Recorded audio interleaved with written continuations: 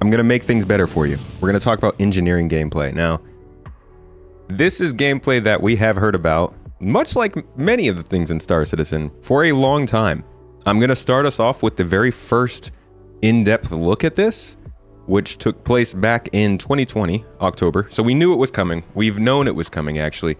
Why don't we start out with design documents for Star Citizen engineering. This is the very beginning, but the first time we saw this in person on video was back in 2020. And since then, they have gone through a couple different updates here with different teams, different people at different events, giving us the full kind of breakdown of what engineering gameplay is going to mean for Star Citizen. And folks, it's going to mean a lot. It's going to change the game. This is an actual game changer. This is going to introduce us to real multi-crew gameplay. This is going to create new complications when it comes to owning and flying ships, to repairing ships, to everything surrounding ships, even putting people on your ship. First, we're going to look at this page, which is some of the early ship repair and maintenance stuff. And this is where you start to see some signs of engineering gameplay. So this was published November of 2015. It was about 8 years ago now. It's a long time. And as you come down here, you can kind of start to see signs of... Here we are. Component damage. When your ship takes damage, some of that damage will be transferred from the point of impact on the hull to the nearest system and weapon components. Those components then distribute that damage between itself and whatever subcomponents are attached inside. So components are meant to be the most vulnerable part of your ship. When we actually are starting to fly these ships how they're meant to be flying, they are going to be disable rather than destroy. So you'd shoot the ship, you would target the components, you'd try to disable it rather than just blow it up in one big explosion, which is why we shouldn't be dying as much when we're doing ship combat in the future. Now, they talk about the subcomponents that go inside of these components. They talk about module racks. They talk a lot about replacing the modules and repairing them and all this stuff. All of this is building into engineering gameplay, which we're going to see is kind of about taking the tractor beam, taking, I don't know, whatever tools they end up coming up with, and keeping components either updated or replaced as they need to be, all that jazz. So this is more just to show where all of this concept kind of started, all the way back in 2015. You can look these up on the website. There's a bunch of them for different pages, but this was the one that I think applies most to engineering. Now, the first time we actually saw any engineering in the game, they were calling it resource management, and it was really just a dev's look from their own perspective using the tools that they use to build this stuff at what their plans were. This is all design work rather than engineering or functionality. So this will be a look into the early gameplay. And like I said, this is back in 2020, so just a chance for you to get an idea of what they were thinking and see how the messaging was kind of consistent throughout the years. The purpose of prototyping, especially for anything gameplay related, is to prove that it's fun. If you don't have it fun with a cube and a sphere, you can put all the pretty paint on top of it. It's never going to be fun. So with the resource management, we have this idea that there is one way the resources are managed throughout the entire game. There's one way to consume them, one way to produce them, and all the items everywhere, they use the same system. So we started by creating this small example of a ship where we have a power plant, we have a fuel tank, a battery, we have lights inside the ship, we have turrets, we have weapons. We try to build a priority system, so you never want your lights to have the same priority as, for example, your power plant or your weapons. Basically, as soon as we start the simulation, the power plant goes, I'm online now, but I have no fuel.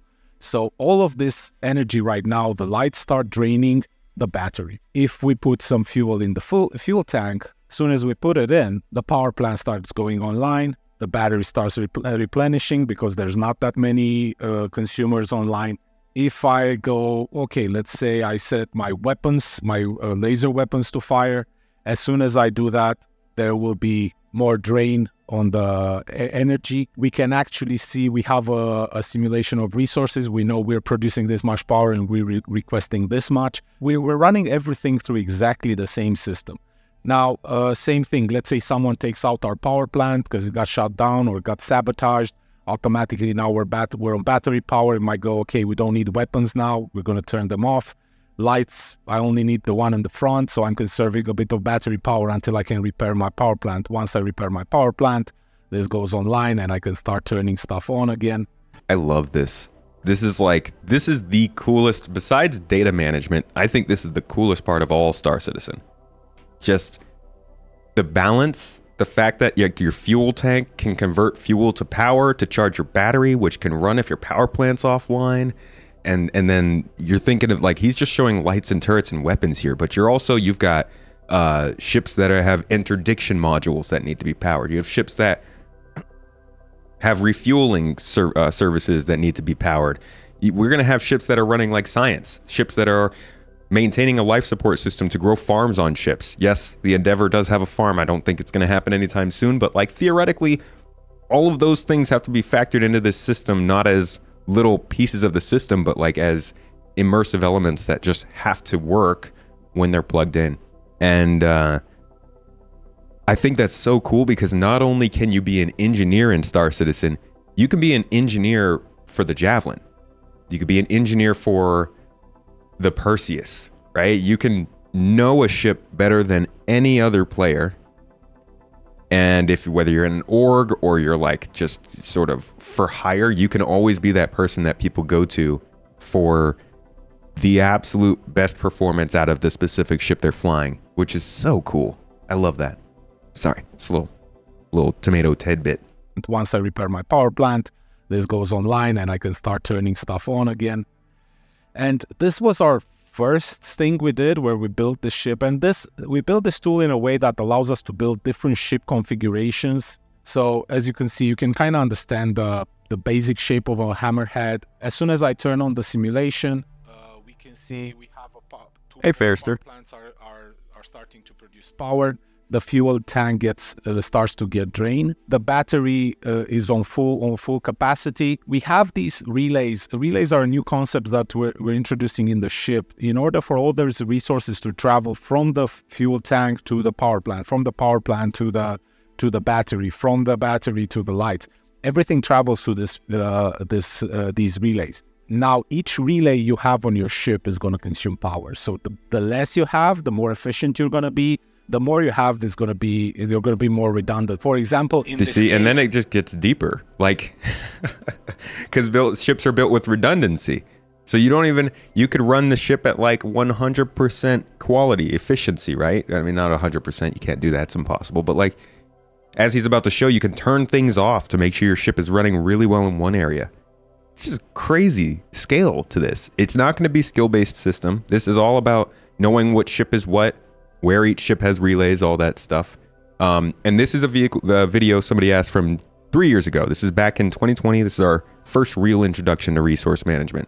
Something to keep in mind throughout all of this is that engineering gameplay is probably one of the most important parts of Star Citizen in terms of gameplay. It is a systemic, dynamic system that is custom made for every spaceship in the game. And we all know that the spaceships in this game are kind of the most important. They put a ton of money into them, time into them. They pride themselves on their interiors and like the way that the ship works and functions and lets people on board. So engineering's got to be really important.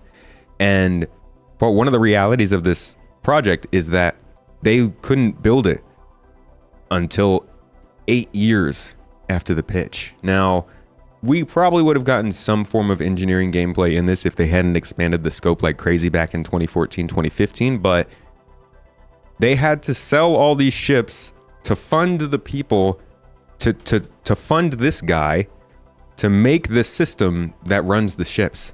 So now we're learning about this system after all these ships have been made, and the depressing part of that is now they have to go back into all the ships to make sure they function like this. And that's what we'll be seeing probably over the next few years. But that's one of the interesting parts of Star Citizen's development. Let's say someone sabotages this and they destroy this part. You can see already this part of the ship lost resources. If we lose this one, this power plant is off. let's say now I need to start shooting. So I'm manning my turrets and they're shooting. I'm starting my Hammerhead doesn't have these weapons exactly here. We're just trying to simulate a ship at this point. You will start notice my lights started going off because in the priority my lights are very low priority. If you look at the battery is starting to drain. Let's say at this point it reaches 0. It ran out. Now this turret is off. It doesn't have power. This one is not running at what we requested because there's only one power plant running right now. Now, if I have a mechanic on board, he'll go, okay, this relay is broken, get power back to that power plant. As soon as we got power back to the power plant, we're starting to get our resources back, lights start going back online, we're back in business at this point. But let's say we have, I don't know, a smarter saboteur that goes, well, I kind of see how this ship is configured. I'm actually going to cut it in half. And this is usually like a worst case scenario. The system is smart enough to understand the idea that once a ship is cut in half, this front part of the ship has its own resource network, and this part of the ship is its own resource network. So it runs them independently. So everything in the back gets powered by these 2 power plants, but anything in front, it's completely dead because our battery is dead. As an engineer, your main goal is going to be to keep your ship as operational and as efficient as possible. So let's say now I'm transporting goods. I'm just moving from A to B. It's a pleasure cruise, no problem. I never want to travel like this. Each of these relays is going to be a drain on resources. So I'm going to turn this one off because I can turn this one off and I can turn this one off. And power and resources still have a route to travel. I'm still keeping everything online. I'm trying to minimize the number of things that I'm powering on the ship. Love it. I love it. This would be a viable configuration in which I'm still keeping everything on the ship fully functional. But let's say I go into battle. With this configuration into battle, if I take a hit here and this gets shot or gets sabotaged, I instantly lost half of my firepower. So it's a good thing to use when you're not in danger. When you're in danger, you just switch stuff to a more redundant system. Besides this, with all the overclocking and setting power levels, setting resource levels for each items, setting priorities, I think that the engineer is going to be a crucial part of the ship. So this is where we are right now with this prototype. This is going to take quite some time to implement. This touches on a lot of systems, a lot of stuff will have to get refactored, but we're hopeful that once this reaches the live environment, this is going to make the game so much better for everyone involved. Gosh, I'm so excited for that. Okay, so that was 3 years ago. That was our first introduction. We've had some good inside Star Citizens here and there, but getting to get the hands-on talk from the dev on top of like the full prototype display of this, we just got this with hole munching to some extent, but this still, I think, I would love to get something like this in terms of hacking or engineering, or not engineering, bounty hunting V2 and other stuff like that. Be so cool. So what we're going to do now is go through the last few years of updates on this type of gameplay from different teams. As you can see, familiar face, and at the end here, you will see another familiar face. So the same people have been working on this system throughout the years, which is pretty good to hear. Means it's the vision and the work has been consistent. And what we're going to hear now basically is their updates on how it's been going and further depth into what it actually means, because what we just saw there was their first design implementation. Now they kind of want to talk about what the gameplay includes. Let's talk about resource management a little bit. We haven't disclosed, actually you and I have never discussed, you discussed with Count Disco back around Halloween time, the beginnings of resource management when you were prototyping that out. What can you tell us about our current progress, where we're at? Yeah, no, there's been a lot of silence on that, and for very good reasons. The programmer that works on this has had to go in the bowels of code and refactor pretty much everything with how our SC items work when it comes to how they function, how they generate resources. There's been so much groundwork. We expected there to be probably about half a year of groundwork. It turned out to be a lot more. This is a thing that will affect everything from ships to vehicles to stations. It's an incredibly, it touches the core of how our game functions. And I think at this moment, we are at the point where we start working on the actual gameplay. I know already there's heavy discussions, even this morning. Yeah, this morning or yesterday, there were heavy discussions of how we get the tanks on the Starfarer for refueling to transfer fuels between each other and the ship, because we want that to use the resource management and distribution. We don't want to build another system just for refueling or another system just for putting ammo into weapons on the ship, or power, or all these things. There needs to be one system. All items in the game work with this system. We don't have 10 pieces of code that we need 10 programmers to oversee and maintain. Whatever one breaks, it's a different from the other one. It's one system. If something breaks, you know exactly where to look. But we are getting to the point where we're starting to see this being used in gameplay. It's still going to be quite a bit till we see a full ship where you can start cutting power, rerouting power, sabotaging. If you remove this item, or this item runs out of fuel or out of power, we're still a bit out. Again, I don't want to give out.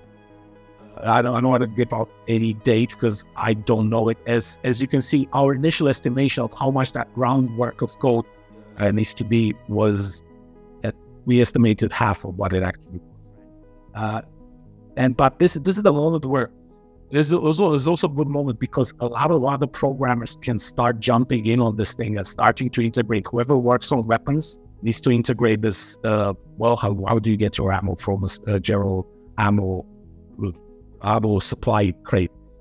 Automatic. How do you power the weapon? Does it need CPU? Does it need all these things? And how do you? The shield guy is going to do the same. The guy that builds power supply needs to work with it. So we can start. We're at the point where we can slowly start to bring in more people into this as the groundwork has been completed.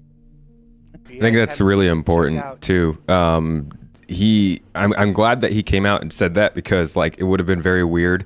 And this is something I think they missed with iCache, right? He acknowledged that, hey, we talked about this 6 months ago, and then I got to work, and the code, there's a lot of code that we have to clear out from the legacy engine, and that pushes the work back. Something like that would be great to hear about the economy per se.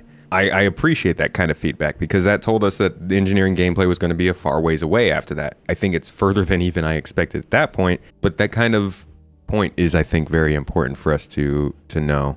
That was just a quick update, what was going on. This is where we really start to get more into the details of how this stuff is going to work, how it's going to figure into life support and other things like that. And then we will jump on to the sort of in-game stuff that they've shown so far. How is life support? Whoa. A few years ago, it was mentioned that the room system is finished and it could be easily implemented. What's the holdup at the moment? How is life support? Yeah, I think it's good. It's progressing, definitely. I'm enjoying working on it. But yeah, I feel like the ease is probably a bit misleading. It's more than just room system. There needs to be, graphic user interface for all the panels. There needs to be controls for the rooms. There needs to be integration to resource systems. So there's a lot of additional work that we're doing right now. And then also we have the setup for the ships, and yeah, but it is definitely progressing, and I'm happy with it so far. We do have a lot of ships to process to get that. See, they don't talk about that very much. The amount of ships they have to go through and do this for. That definitely is a contributing factor. And the question saying the room system is finished is not quite accurate either. It's constantly in development, being upgraded to support more new features and things like that. Yeah, it's. I was trying to think of something I could add to that, but no, that's pretty much it. It is a big feature. And every time we add more ships, it just makes your work just a little bit like one part. The project keeps moving the goalpost out for you. It's only this many ships, and then we keep adding more ships. But yeah, I think it's a major component, not just to not just for the present day gameplay, but it's obviously an essential component to real like multi-crew. One of the things, I mean, there's not a whole lot of multi-crew in Star Citizen right now. There's basically you're a pilot and you're a turret big gunner, so like that. But shout out to my EMP boys and that Antares. True multi-crew gameplay. Things like resource management and life support and stuff like that. Those are all how we build out the idea of true multi-crew here. And for me, that was always my draw to the game. Like that's what the classic engineer role. Yeah. There will be a lot to make that exciting in the not too distant future when we have life support. I'm also thinking about the fire system in development. That gives you another thing for other people on the ship to do other than the pilots. So we've got a fire on deck 3, send someone to go deal with that. Right. That interacts with life support, resource management, all of that. Yeah. So all comes together. And each time one of these systems comes online, that's another place to send damage. So, yeah, when ships are being attacked, we can send damage to life support and send damage to power resource management, stuff like that. So the time to live on these ships will last longer and stuff. And it's exciting. It's one of those. The Star Citizen multi-crew gameplay of today will not be what the gameplay is of tomorrow, and I'm excited to see some true progress towards that. Is life support still planned to be limited to people? Is life support still planned to be limited to prevent people using ships as a clown car? Yeah, of course. Because the way it's supposed to work, you like on ISS, you have the scrubber, it removes the CO2, and it has only certain rate that it can process. Yeah, so if you suddenly get like 20 people inside of a small ship that's designed for like 2 people, then your life support is gonna start not managing it, and that the rate of flow of the air through the system will be too slow. The CO2 will build up, and you'll probably die. We'll see a demonstration of that in engine in a few minutes here in the next video, I think. Different rooms in the ships, so there's We don't want to put a hard limit on it. That is something. So we want to have it systemic driven. So that means that. So if you have an Aurora and you want to claim it with 5 people, then sure, it will work. But what you have to do as the person running the Aurora, you have to replace the skimmer constantly, because the skimmer just depletes very, very fast because because of the CO2 production in the because the bodies. And then sure, if you want to decide to every 10 minutes I have to replace the skimmer,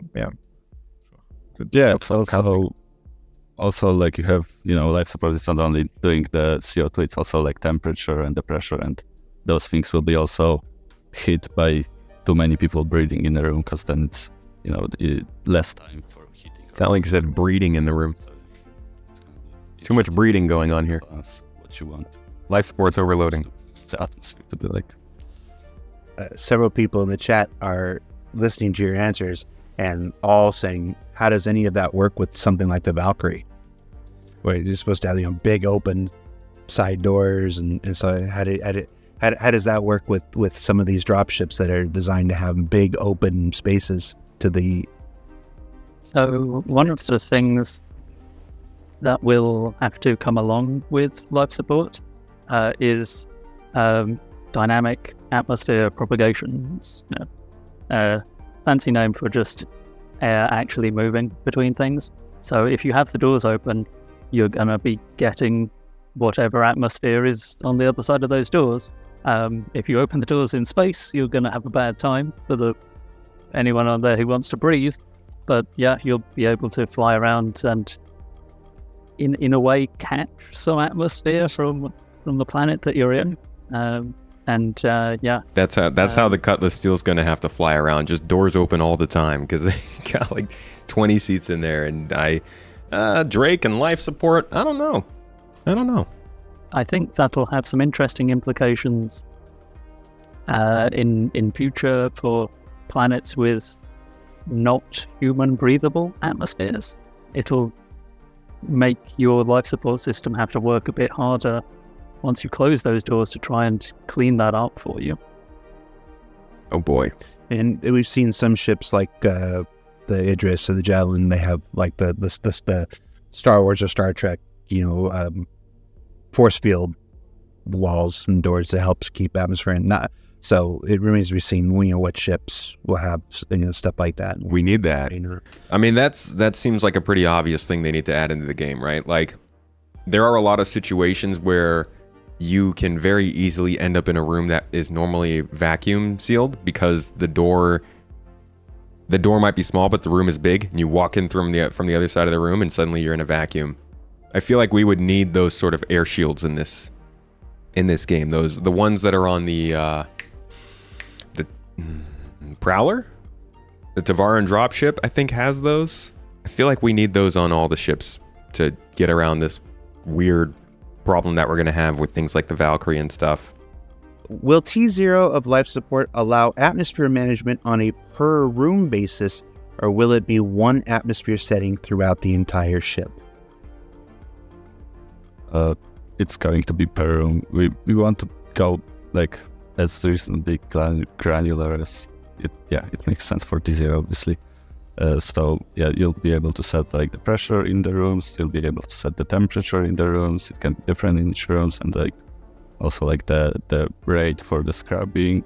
So like it's gonna be like a balance for each room. What do you want this room to behave like? And yeah, there's gonna be a decent amount of like a choice there for player to do. Yeah. I think one of our go ahead. One of our big considerations for this is that while you are going to be able to do everything on a per room basis, we're going to be making sure to have a good focus on usability, and again, the quality of UI will help with that, so that it doesn't feel tedious. Oh yeah, that's a good point. That like there's gonna be like obviously presets for like, oh, just maintain this room in like a normal state for life, let's say, but then maybe you want it to be like warmer than others, so you're gonna focus the life support on the temperature to keep the temperature higher, and like maybe that you don't care about the CO2 levels in this room. So it's like, I think the idea is for the baseline to be very simple. You don't really need to do much, but if you want to go into these details for some specific purpose, you can. Yeah. Will life support systems require consumables that must be restocked? I think we already mentioned that. So yeah, Rubbers. so you have the filters for the air, so for the scrubbing of the air from the CO2, so you need a special material for that will take care of it. And so that's one. We'll also have some for like heating up the rooms. We also Heating up the rooms? Bunch. It's gonna be like a real system inside of the ship that you can put things in and make it work. See, they keep talking about life support separate from engineering, and with answers like that, he's saying there's going to be a lot of stuff. You're going to be able to heat up the room. Sounds like they're actually planning on having a lot going into life support that almost makes it a little bit different from engineering gameplay. That's very cool. I thought it was mainly going to be about, I guess, maintaining temperature, but in order to maintain temperature, you also have to heat things up. Yeah, probably a bunch. It's gonna be like a real system inside of the ship that you can put things in and make it Little work. subcomponents. Space be cold. There's a follow-up from chat that says, will depressurizing rooms during combat provide any advantages to stuff? Can you drawing the air out of a room if your attackers aren't helmeted? I mean, possibly you'd get more power. Life support obviously uses power, so I guess if you kind of turn it off completely, then you'd get more power. I like the engineering gameplay of cut power to life support, all power to engines. Yeah, exactly. If you've got a really huge ship where the life support's taking up a lot of power, then that could be a thing. Or something.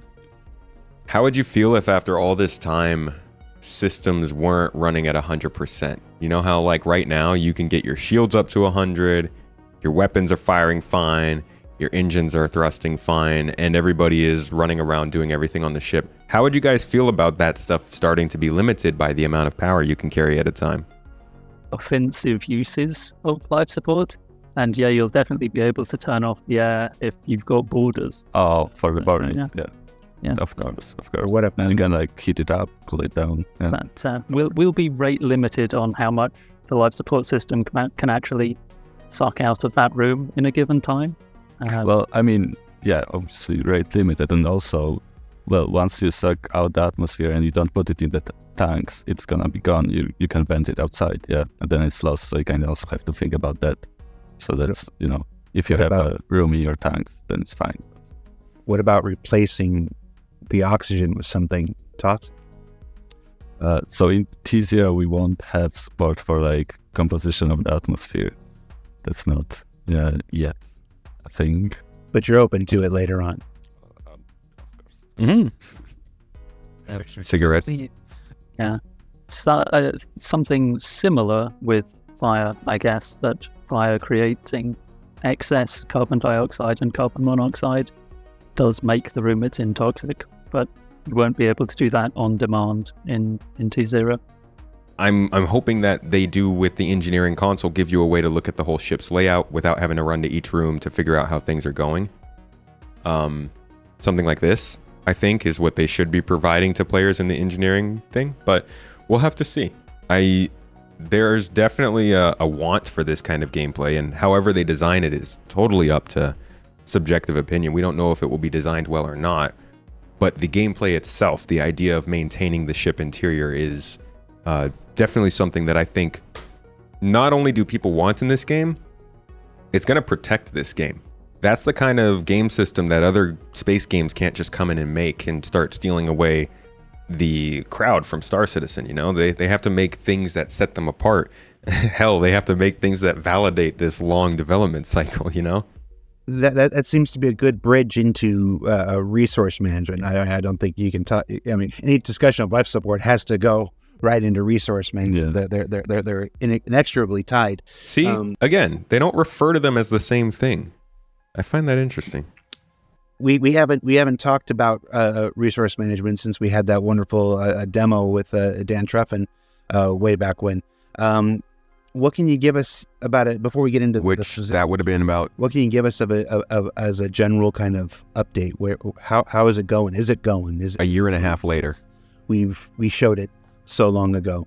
Yeah, there are improvements. I mean, some things are necessary for life support to use it. Yeah, so that's what I'm working on partially.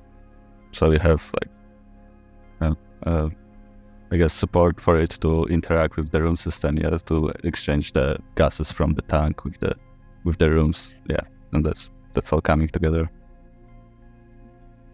You got anything to add, Torsten? And in addition to the work that Yaro does for the life support, we also started working on the proper engineering screens because they are the same. So basically, the life support UI interface will be just an overlay or a layer inside the engineering screens. Every engineering screen is also directly a life support user interface, right? Okay. Just because it was that Halloween episode way back when, and nobody's seen or heard from Count Disco since, we've gained a lot of Star Citizen backers since then. Can you give us a kind of a general overview? I'm not going to ask you. You can clearly do it as we demonstrated with the refueling. So not the entire loop, but what are our goals? What are the goals? What's the intention? Just the top level of resource management, power management, however you want to refer to it. What are we trying to do here? Our goal there is to give the all resources distribution of any ship in players' hands. So we have fuel. We have fuel that is consumed by the power plant and by the engines, and you are in control of how much fuel those engines and the power plant gets. And depending on how much fuel the power plant gets, it will create energy, and you can distribute that energy. So for example, you could even say, okay, I don't need any light on my ship. So none of the energy goes to the light or the doors, so all the doors stay open for the... Oh, that sounds beautiful. Oh my gosh, please.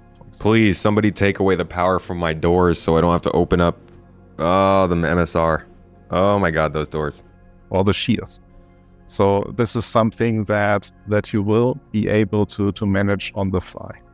So dynamically, anytime, any day, on any ship, you will be able to have full control over the resource distribution of your ship. That's another point. Like, they don't want to leave something out because they're trying to simulate the ship here.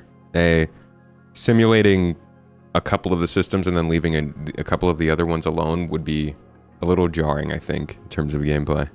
Regarding resource management, will content teams need to rework existing ships before this can be implemented in the PU? Yes. Yep. Quite significantly, actually, yes. Because we have some legacy systems that work, but are not the ideal way that we intended to have it work. So there are some optimizations that we have to do so that it runs performant and that we don't put too much stress on everything, which is already quite stressed. So there's a lot to do on our side. I would say that's one of the more important questions. Anybody who is watching this, if you find a Star Citizen live with the EUPU team, I think it's just the EUPU team. I don't think EUPU is the one who's working on this mainly. If we have another Star Citizen live with them, that's something that we really, really need to get an answer on. How is the work going on converting ships for this system? Because the last thing we heard about this was that there are 3 ships currently being built with this in mind, or this being built in. The Hull A, the Hammerhead, which we saw, and the Crusader Ares. Now, I think that's because they wanted to get a multi-crew ship, a small ship with an interior, and a non-interior ship working on this system just for testing purposes and to figure things out. But that was last year, and we don't really know what they've done since then on this, but I think that's probably the thing most people care about. When is my ship going to get this system as opposed to the new ships? And we could use an update on that now for sure. Every ship needs to be touched, and every item that is existing also needs to be touched. The good thing is that it's kind of going to be a bit combined, I think, with the life support. So because they both use obviously resource systems, so it's like at least it won't have to be done twice. Hopefully. And that's hopefully the big benefit of this system. So because we now have the opportunity to start or to work on life support in parallel with the engineering, they all tie together, and our aim is also to have them release at the same time.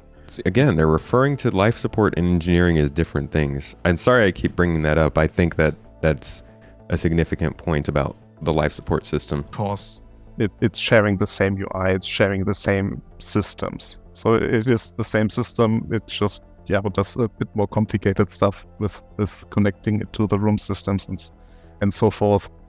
So.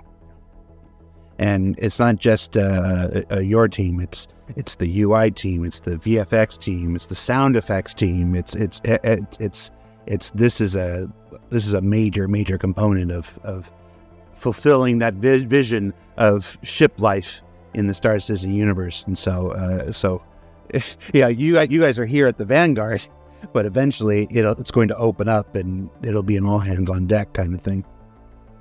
Every team is involved there. Every team has to do some update stuffs on their systems to utilize the new resource networks. So it's, like you said, every team has to be involved, That's all engineering in that video. And I think it'll be their Gold Pass updates that get them up to this stage. But I also kind of hope not, because Gold Pass is going to require them to go back through everything in the ship, right? Then again, this is all component stuff. Like, this might require a gold pass on a ship to get done, and we've seen how many gold passes they've gotten through in a few years. It could be a very long and painful process actually getting engineering and life support in certain ships. It might honestly just be like the ship docking. Some ships work with it, others just don't for a while.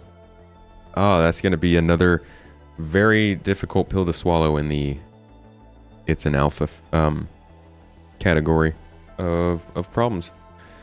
But here we have the first real in-game produced look at what engineering gameplay is supposed to be. So up until now, they were kind of talking about resource management and showing prototypes and just having talks. This is the first time where they really go through the effort of actually giving us an in-game idea of what this is all going to include. This was from CitizenCon. Oh, I'm sorry. This is after CitizenCon. Wait, didn't we get... I'm missing a video here.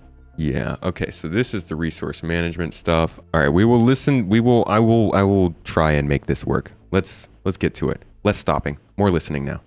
Resource management is the underlying system that allows items to produce, consume, and store resources in the game. It is the digital representation of real-life cables, pipes, tanks, batteries, or anything like this that you can imagine. God, I can't wait for the Galaxy. We have certain resources like fuel and energy powering certain items on the ship, but it's also the system that will lie below any station or any vehicle, anything that you can imagine in our universe that actually requires a certain type of resource. Resource management is not just a system that helps ships function. It is a thing that's integral to the functionality of the entire universe. It will be the way... Okay, I'm going to jump ahead a little bit to start to describe the actual particulars of this system. Is true multi-crew gameplay. And for all of you out there that are waiting for the Idrises and Javelins and want to use these ships, this is the system that is going to make using those ships possible. So all that said, this is a really important system for Star Citizen, but let's dig into the details and see what exactly this is. Resource management can be broken down into several key elements. Power, energy, resources, life support, item maintenance, relay handling, access control, and gravity. So let's start with power, energy, and resources. The players can choose to overload items in order to get more efficiency out of them at the risk of burning them out. They can also underload items to save some resources if they don't need the full efficiency of an item. The players will have to pay attention to the balance of resources, power, fuel, coolant, heat generated in order to maintain a well-oiled and balanced ship. And overall, prioritizing certain items and their resource consumption. Life support is the most important thing you have to pay attention to in your ships now, since atmosphere is finite in all the spaces that you might discover. And here, the life support system is the key factor. Here, the life support, you have to maintain it, meaning you have to make sure that the consumables inside the life support generator are always there to make sure that it can generate breathable atmosphere for you, or the temperature is actually increased to a human livable factor, so you don't freeze to death or you are not cooked.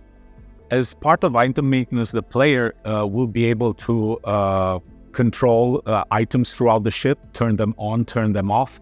They will be able to remove broken items and replace them with new items, or sometimes dodgy items, depending on their income. So this is what you'd be doing outside of battle. Which sub-items are installed in those items, either as fuses or subcomponents that give them various bonuses to that specific item. They will be able to run repair gameplay and replace broken fuses when the item stops working or takes enough damage.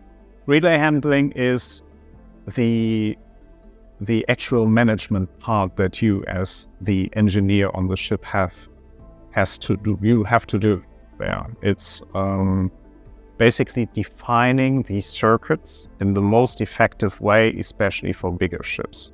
So a relay is something that defines which items are connected to each other. And what we want to achieve here is allowing you to create the best possible outcome for your ship. With access control, we're introducing ship roles. The captain will be able to assign certain roles to each of his crewmates. And for example, say one of the player becomes the engineer, which gives them specific access to certain controls, while the person that is the pilot will not have access to those controls. Fantastic. At the same time, will only have access to a specific gun or all the guns on the ship. And finally, gravity. So gravity is the concept that you experienced already in every ship. So there's always a ground, there's always a down, there's always an up. God, we all know that feeling. We'd like to give you some more control over that. So because it requires some energy, and if you want to run your ship more energy efficient, we want you to allow to switch off gravity. Or there might be other use cases where a zero gravity environment is more useful than another one. So if it wasn't clear by now, the scope of resource management touches pretty much every aspect of life in Star Citizen. So we're doing a lot of talking, but I bet what everyone would like to know is, where are we? Okay, well, we saw that demonstration in the beginning with that kind of design prototype. Now you're going to see that almost exact same thing actually functioning in the game engine. So this is what we're going to be not necessarily seeing. This is more of a debug menu, I think, for the devs, but this is the kind of gameplay that this will introduce. Throughout the ship. So we can make sure that each item actually gets the resource. So, sorry, I kind of threw you into this. What you can see here is that the green lines denote where power is flowing in the ship. You guys all recognize how a hammerhead looks. Turret, turret, turret, turret. And then you got the full body here in the middle. This is just showing all the different components. Power plants, relays, another power plant over here, battery somewhere up here. So watch as they move the relays around and disconnect certain types of power, how that changes the way that the ship is powered and can function. And they kind of share it here in text down here. I'll let you guys see that as we're playing. Here we go. Also stay neat. Creating your own resource path is basically defining the routes, or the most efficient routes that So power is gone in that section. have to take throughout your ship.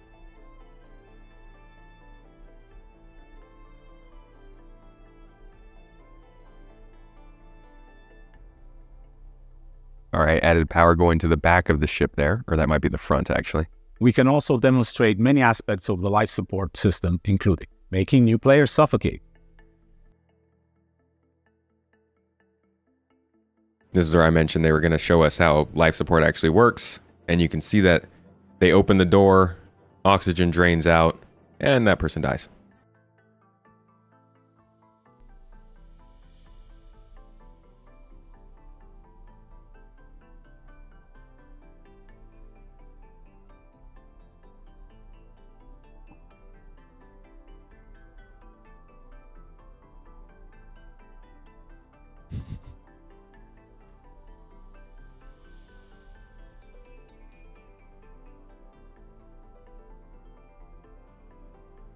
Fire expulsion.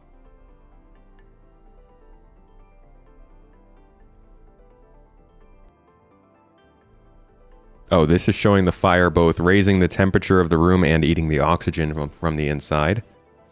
And then you vent the oxygen, the fire stops.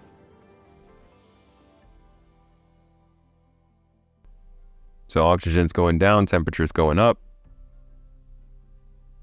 And then also all oxygen is gone.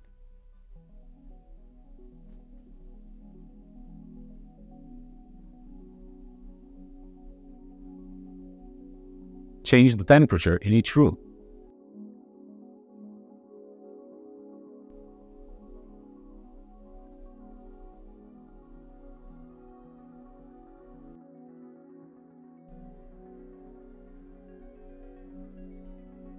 Venting and filling rooms with atmosphere.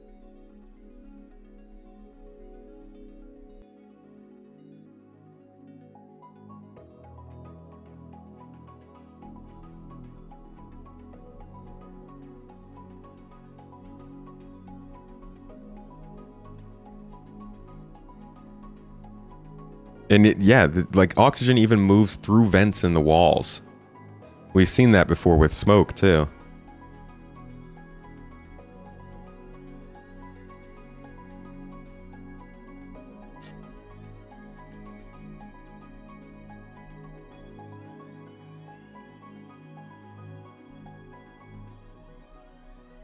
And making players suffocate again. They like that.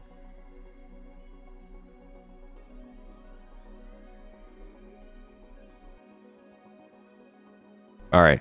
Last thing we want to see, I guess they show gravity controls, which, you know, it's cool. I don't think this will be as important, but these will be really cool for when you're boarding a ship or when somebody's boarding a ship and you turn it off to get them, you know, mix them up. These are also all systems that are going to be put into outposts and underground facilities and space stations and stuff. So this kind of stuff will be linked to missions where you might have to reestablish gravity controls on a space station or something as like a low-level maintenance job. So this isn't just for spaceships. That's just how they're showing it so far.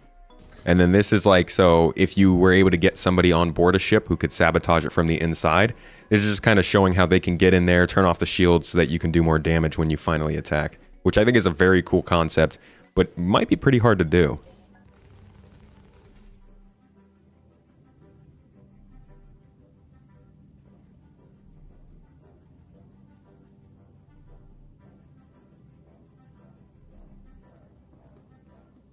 So you turned off one level of power right here. Once he grabs this relay, you'll see this one will go out. Boom. And the whole half of the ship loses power, which means it has no more shields.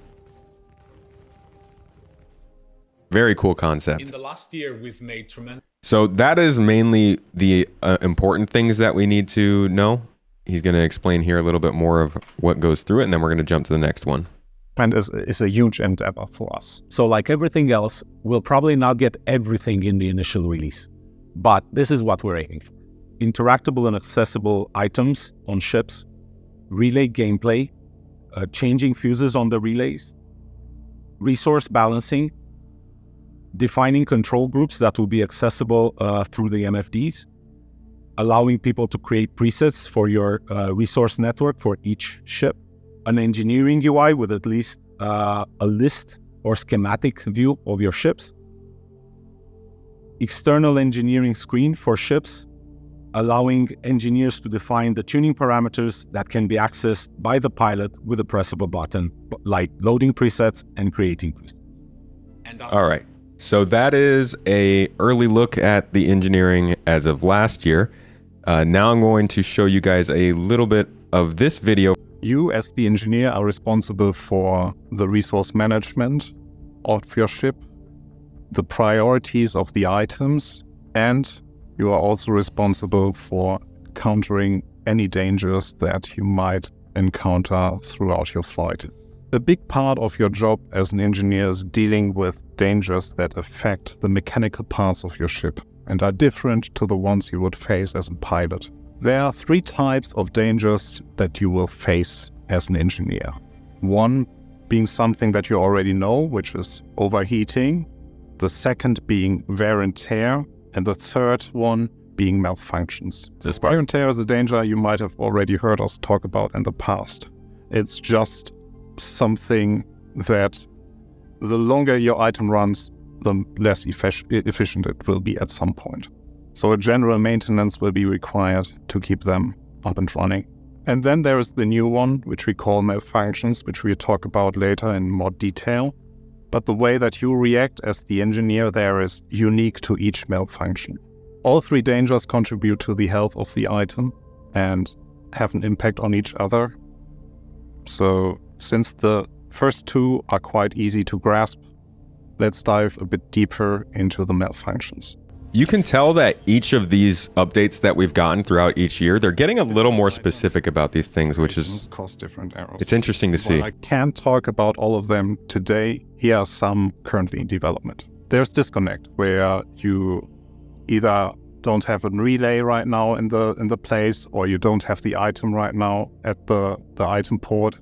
Then there is power drop, where the required amount of power doesn't reach the item. Then there is misfire, where wear and tear impacts the functionality of your item. Then there is cloggage, where resources are prevented from reaching your item. There's also power surge, where high energy reaches your item and will negatively affect the function of the item. And then there is leakage, which is similar to cloggage, where resources won't reach your item, but the cause is a little bit different. Then we have unresponsive, where you as the engineer try to communicate certain changes on the item and they will not reach the item. There is bugs where, like, we have the most experience with being creative, so be surprised for what comes your way. And then lastly, we have destroyed, where you just lost your item. Bug can also be caused by hacking or being tuned incorrectly. Okay, that's really cool to me. They're going to start talking about kind of tuning ships, and I think a lot of people dream of that idea of, like, you got a big starship getting ready to go out with your friends. They're all getting their items and equipment, but you're in the hangar tapping away at the specs, getting the ship tuned up, getting the startup process going so that it runs efficiently. And it sounds like that process that you do before the ship starts will actually help with the ship running better in the future and not find these malfunctions. So you get that sort of choose where you want your engineer to specialize and then deal with the consequences if they can't. Why do we introduce malfunctions? The reason is quite simple. It's something that you know from your real life. Like, after a while, certain things start to malfunction. So you better pay attention to those malfunctions and know how to react to those. So your job as an engineer is preventing those malfunctioning from actually happening, or preventing the dangers that they create on your ship. And if you don't react in time, you might end up with cascading of errors that will in the end lead to the failure of your ship.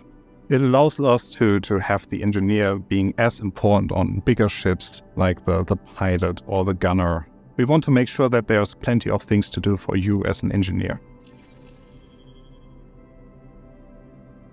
Your job as the engineer is also understanding the items, and that means you have to understand the different states an item can be in. States are basically stages for the items inside your ship, where each item has its individual stages or states it can be in, where, for example, you can have items that have a boot up phase. Then they have, that is followed by an ignition phase, where you have to ignite something so that it is going into the idle state, where it is basically waiting to go into the active state, where it starts to produce the resources that you actually need. Then from that active state, it will probably, or some items might go into the primed state, where you have to fire something out. Example is here an EMP. That can then go into a cooldown state, where you basically have to wait for the item to cool down again and then to be restarted or turned off. This adds a new level of complexity to you as the engineer, where you not only have to pay attention to the dangers, the malfunctions when they appear or where they appear. It's also important on which item they appear and in which state the item currently is. Because depending on the state the item currently is where the malfunction happens, it might end up you having to switch the item to a different state to be able to fix the malfunction or counter the malfunction, or even turn off the item completely because the current state requires you to restart the item completely. And yes, for some things it is as simple as turning them off and on again. Always is. All of this we do to make the engineering gameplay more engaging. We still want to allow players to maintain their ships on their own, but especially for bigger ships, we really want to introduce meaningful interactions so that you decide to have several engineers on your ship. And for that, we introduced the 3 types of hats that you can wear as an engineer. Doesn't mean literally, by the way. That was something people asked about a lot. He's talking figurative hats. The 3 basic engineering types are tuner, mechanic, and manager. So the tuner is the person that is responsible for your strategic decisions. The tuner is responsible for setting up the items in advance depending on what you want to achieve with your ship. So if you want to go exploring, you ask the tuner to bring the items into a state that they are less prone to wear and tear, that they sustain longer, that they can or are more energy efficient or resource efficient. The tuner defines item groups, base resource consumptions, responsibilities or roles on your ship, as well as setting new min and max performances for all the ship items you have. So overall, the tuner is a very proactive role where we want to reward players who plan their crew activities in advance. We did plan... This is going to be so hard. I mean, I actually won't say that. It's going to be really interesting to see how this works when you have NPC crews who are meant to allow this for people who can't get their friends to be engineers on their ships, and the NPCs are meant to be not only able to do all this stuff, but also have proficiencies and certain skills in doing this stuff. Man, that's a lot of AI. The tuner to be more relevant in advance of your adventures. But I'm sure players will figure out ways to make use of the tuner in Use the tuner. The next hat you wear as an engineer is the mechanic. The mechanic plays into your fantasy of what you imagine when you think about sci-fi and the role as an engineer. It's like, in Star Trek terms, the person running around or crawling through Jeffries tubes to fix any item. Or in Star Wars terms, Chewbacca handing you the Hydro Spanner to fix up the Millennium Falcon. You are responsible for fixing fuses, figuring out what the details of the malfunctions are. You are analyzing the situation on site. So you're going through all the rooms, finding the item that you were just called out on that needs maintenance, needs repair. Depending on the item or the situation, you as the mechanic have to react individually to it, which can be a minigame-like character where you have to fix something that is unique to the malfunction that you are facing. The manager uses the engineering screen to analyze your state of the ship, and they dispatch mechanics or the tuner where need arises, and can even assist with fixing certain malfunctions. They manage it's Dante. resource consumption via the presets the tuner prepared or manually controlling the resource distribution, and they work together with the bridge crew to ensure a successful operation of your ship. I'm going to go ahead and jump into this because this is a lot of good information. He does a great job of answering our questions here. Just generally, he's really plugged into the gameplay aspects of this game right now. And whenever he's on the camera, it's always nice to sit back and listen to what he's planning. Is Engineer this absolutely enormous behemoth thing that's going to ruin everybody's experience and everybody's going to be forced into micromanaging the tiniest and most insignificant details of their ship life? If you're into that, yes. So, so we want to allow you to basically have full control over all the ship items over your ship. So it should feel like your ship if you're into that. But on the other hand, we also want to allow players that are just like jumping in for, let's say, 1 hour of game time. We don't want to force them into you have to do a 2-hour prep and then do another of 1 hour of post-prep for your ship.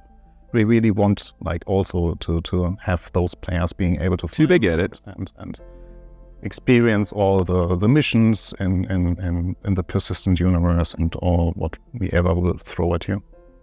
So would you say it's kind of what I took from it, from listening to us when we filmed it, from the conversations from you stuff, it's kind of like owning a car today. The car is going to work and it's going to function and it's going to do everything that you expect it to do with very little work on behalf of the owner. Yep. And occasionally, a light's going to go on. You're going to have to take it to a service center and get it fixed, pay a fee. Somebody else takes care of it and whatnot.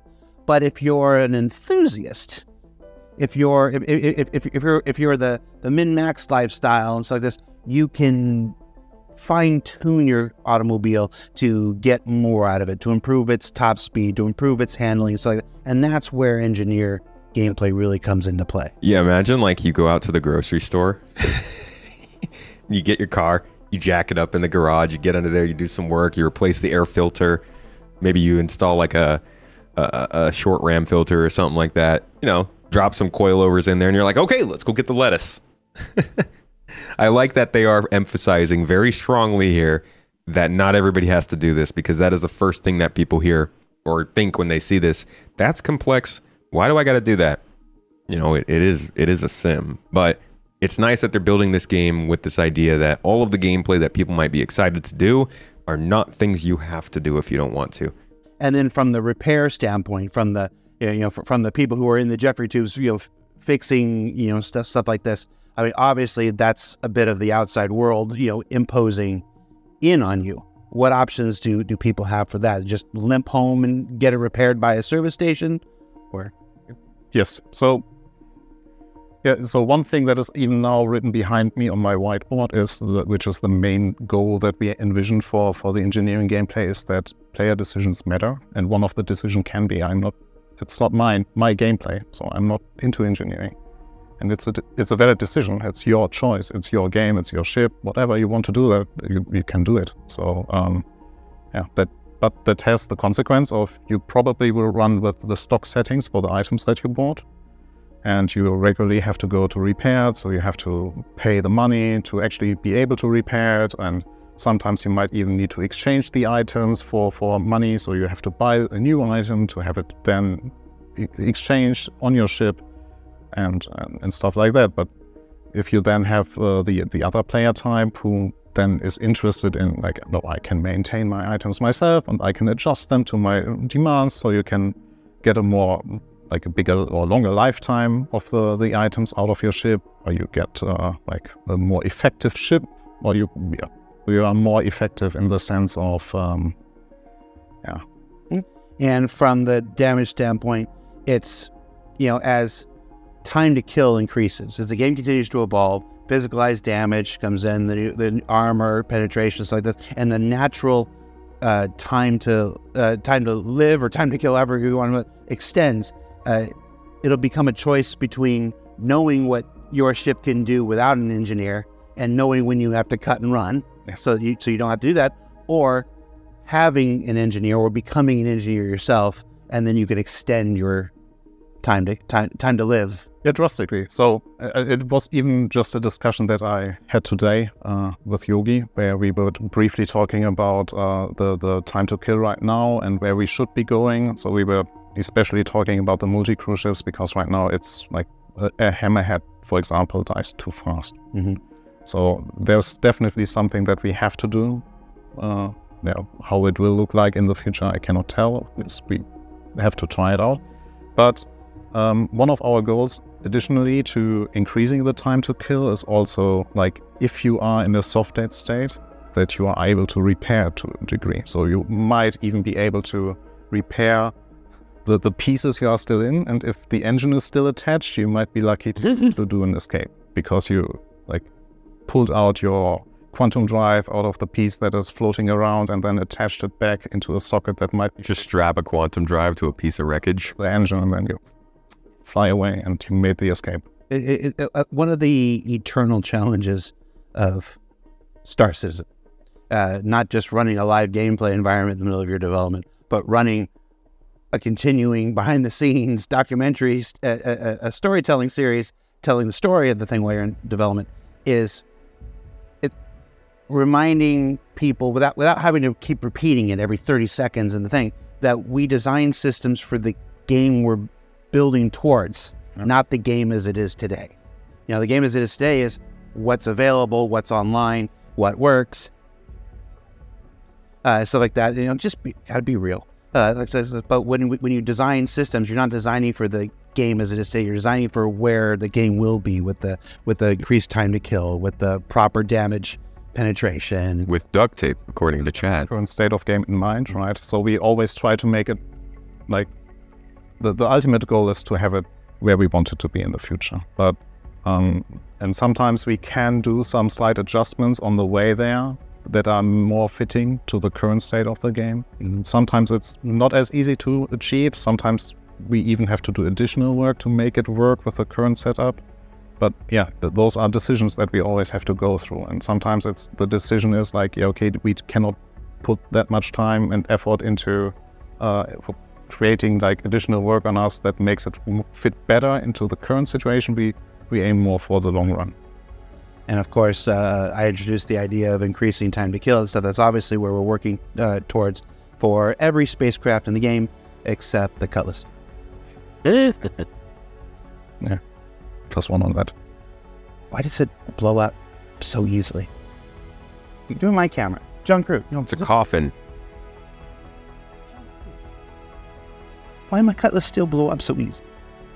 It's a mass coffin. The steel, it goes, explodes. It's made out of steel. It's brittle. I'm in a mood today. All right. So, so all that said, and all of that, you know, laid on the table, just as in a simplified form, do people have to be an engineer? That was a very easy answer. Now, for someone who chooses to be an engineer, can they be all three roles? Yes. Is there something that prevents them from being one? Even the person that doesn't want to be an engineer can be all of those three types that we talked about. It isn't depend. It's no skill. It's no talent. It's no device. It's not something that you pick. It's like it's based on your skill. So based on your skill, your knowledge, you just take up the. We thought the hat might be a clear indicator. But Okay, I'm glad you mentioned that. Yeah. Some of the React videos I saw, you know, people on YouTube or Twitch or even I saw on Spectrum, whatever. Some people took the hat thing to be very literal. Yeah. Like there was literally a special hat that you put on. There isn't this. I'm pretty sure I know the answer, but there isn't an actual hat. Except the bandana, that is a must-have. You cannot be anything. Yeah. No, kidding. Yeah, You don't need to have. To a more logical state, though, we're not. This isn't like like switching between a flight mode, like SCM or there's not a special mode somebody goes into to become a tuner versus to become a mechanic thing. This is like the difference between salvaging and mining. It's, you decide to do these things. Yes, there's a dedicated console that is constantly running, which full purpose is to give you an overview of the state of the ship. And this can be used by whatever person you are attached. And once you interact with it, you can be technically called an engineer because you're actually interacting with this. All you got to do is touch the computer and you're an engineer. For the mechanic, it's like, if there's something. Don't know why I went to 4 years of school. To be a mechanic, you just run around and you see something is broken, you pull out your multi-tool and fix it, then you suddenly are the mechanic. You are wearing your mechanic hat and actually fixing the thing. For the tuner, it's a bit more complicated. There you have to first pull out the item and then do some adjustments there and then bring it back in. Multiple steps. That's not how what works, Corgi. Well, this is when we talk about professions and stuff like that. I think what people can see with mining, or what people can see now with salvaging and stuff, is it's not as a mode. It's not a thing that you check. It's not a thing that you enable. It is an aspect of gameplay and a system that exists for those who are interested in partaking in it. And the idea of three different hats and everything is something to be determined by the crew of a ship. You know, you're going to take care of tuner tasks and you're going to take care of mechanic tasks. Tuner tasks. A gamified, okay, I'm putting on my mechanic thing going. So that allows people to freely bob and weave and dip in and dip out of all three. So, for example, if you are the pilot, you can also wear all three hats if you want to. You can be responsible for the resource distribution in your ship. You can also run around to fix fuses. Might not be the best choice because then you have to leave your pilot seat and actually do the things. Wearing hats and herding cats. Yeah. Shout out to Jake Bradley. All right, so one of the other big questions that Tuna licking time. Sounds like a superhero saying. How often? Now, obviously, we're not going to ask you for a specific. No, I'm not going to ask you for a specific. It's time to lick some tuna. Ballpark.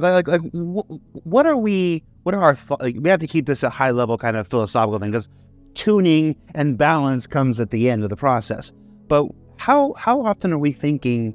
Let's talk about malfunctions, because malfunctions are the kind of thing. It's like it's not somebody shooting me. The damage you get from somebody shooting you is going to happen as often as you get shot at. I'm doing what I'm supposed to be doing. I'm just trying to live my life out in the verse, and my crap breaks.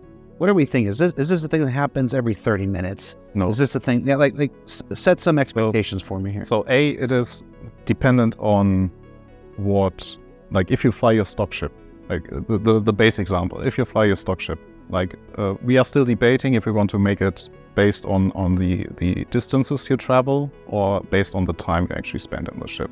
Right now, my favor is to go in the distance. Distance makes sense. Distance based, but because like you might we don't want to punish players that are just jumping around in one system and just doing like the comparison again with cars, right? If you have a car that you just use to travel short distances in a city, it lives longer than a car that you use to travel. Well, it's not entirely true, but Yeah, I get what you're going though. so just to throw something out, it's like, yeah, you might have it once a month, once a week, maybe. So it depends on your amount of usage. Depends on the kind of usage. exactly. But we are talking about different numbers once you start to tune it, or once you start to travel to locations where there are like environment effects. Like if you fly into a radiation cloud, these chances are higher that they might trigger or might interfere with the ship items and therefore trigger a malfunction. Or if you didn't pay attention and you left the door open and suddenly the entire atmosphere. So basically any state that your ship is that isn't the stock state will affect the chance for a malfunction. Right. So those people that are trying to fast and furious their components and Exactly. push them beyond the red line and stuff, yes, they will have to contend with more engineering. You want more, you have to put more into it as far as gameplay. But I mean, there's also the time-based case when you, like, time-based makes sense because, like, obviously, the more time that I feel like it's got to be a combination, right? The harder you're running it and the amount of time you're running it for should factor in together. Because what if you just pull your ship out, sit it next to the city, and then come back to it 10 minutes later and there's like a bunch of malfunction? Okay, not a bunch, but you get a malfunction because you've been sitting there for 10 minutes. Kind of like cars can do that, yeah, but I don't know. That could be a little bit much in terms of gameplay. I feel like it's got to be a little bit of a combination of the two. There's also the case when you like basically underpower your ships, right? So this even helps you to reduce the chances of malfunctions to happen. For example, that was with the intention of us allowing you to like travel millions and millions and millions of kilometers with your carrack to explore the vastness of space. So you basically GTI. You would definitely undertune your items so that they are running with a lower like frequency, with a lower capacity, with lower resource consumption, with lower power, and that would ultimately result in, yeah, they are more reliable. That means they trigger less malfunctions. So there you might even end up with half a year without a malfunction. I'm throwing in numbers, yes, right? But we didn't decide on that because we have to keep it interesting. But we are definitely not talking about like once every 10 minutes. Flying through a nebula, increasing your power. You get struck by lightning, you get a little boost. How you doing, Coro? Probably reiterate every 30 seconds of the entirety of this conversation. Yeah. But all of this is subject to further development, further tuning, further balancing, and most importantly, further testing. I mean, mining is a terrific example. You know, I'm going to use mining as a great example. Torsten and his team are the team that have worked primarily done most of the mining stuff that you see. And if you've been following the project, mining has grown and evolved and iterated the likes of far beyond a couple other systems and stuff like this. So, expect that kind of thing from this. Like whatever the first version is that goes out, expect it to continue to evolve. Expect it to continue to change and iterate and grow based on your feedback and our team's intake and understanding of that feedback. I think you've been very good at demonstrating that in the past. So I want to make sure you get your kudos. Thank you. But yeah, we are already expecting we are expecting that the values that we put in, once we put them into a patch that will be playable by the players, we expect them to directly react and tune the numbers so that they actually make sense and that like people are actually enjoying. So one of the questions, again, we saw was, I know we just said you don't necessarily need to have an engineer. No. But I feel like the desire for one would probably increase as the size of the ship and the complexity of the ship now grows. So like let's talk about like a scale. Is there likely to be a use for an engineer on something as small as an Aurora? Then like as we go up to a medium-sized ship, from a Cutlass and a Freelancer kind of thing, up to like, bigger Connies and stuff, then Carracks, and then Idrises and stuff like this.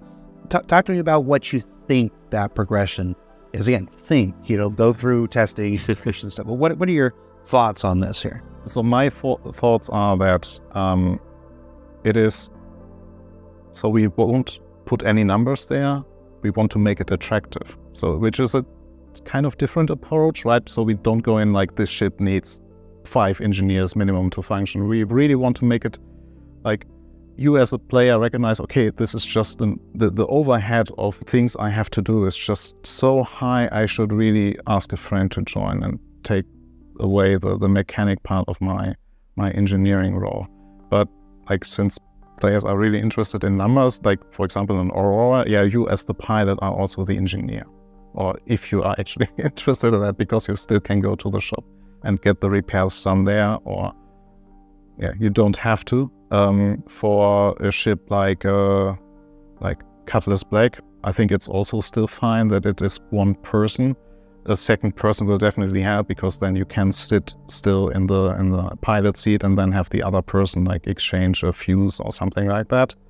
Because also like the space allows it. On the Carrack, my personal recommendation here would be a minimum of 2. Yeah, the Carrack's roles. Big. So you have one that basically pays attention to the entire setup, because like also life support is part of that, and gravity, so the artificial gravity. So there's plenty to manage, while you should have a handyman a handy person running around there and actually fixing stuff. It's also, I want to acknowledge that Torsten is answering these questions coming at it from the perspective of the engineering gameplay. So there are many, there are ship teams and other gameplay teams that all come in, and it's really going to depend on what you want to do with your ship and how you want to do it. But I don't think it's unfair to say that if we're a massively multiplayer game in a universe designed for the intention is to have many people there, that if you bring one person to a situation versus you bring 2 people to a situation, we should be providing players with the opportunities to make 2 people more effective than 1. Yeah, it's like what he's trying to say is this gameplay is meant to be better for groups. I don't know why they're so scared of saying that, but like, you can play this game solo, and this game should be playable solo. In fact, this game should be very fun solo. But like, let's be honest, they've got full-on FPS levels flying through space that you can put multiple people on. It would be insane for them to not focus on making that the best way to enjoy the game. It's so cool. Imagine if all of the gameplay you did was the exact same thing you would do if you were by yourself. I think that's reasonable for them to double down on the fact that things like this specifically are going to be a lot better for people in groups. So if you're the only engineer on the ship and you constantly have like something red flashing and you're just stressed out by like, and you cannot keep up with the damage that has been done, I think it's, for some players it might be fun, like having this stressful, but for me, no. I would prefer to have like someone else to rely on as well. So I would, it's fair. And then Hammerhead, like, hey, you take the left side of the ship, I take the right side, and yeah. So I'm looking at the chat, some of the questions that are coming in. A lot of people are curious about how this interacts with repair. Like right now, the only version of repair that players see is you landed a thing and the drones fly around, or you've got a beam, and you shoot a beam at it.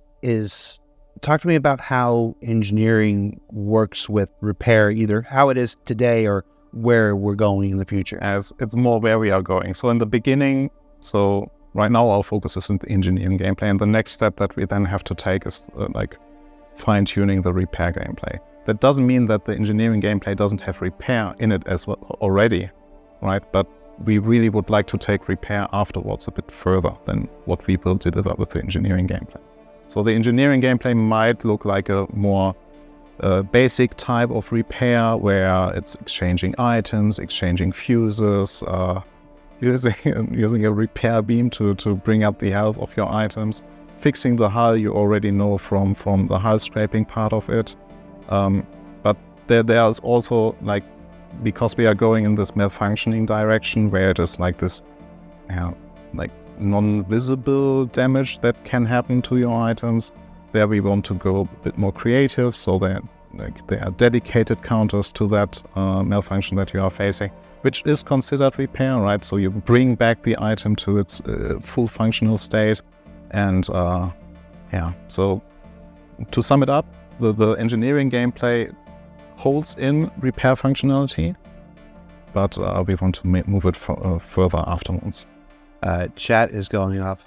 What version of the game is Jared? It's like a Venn diagram. Repair drones and beams. Yeah.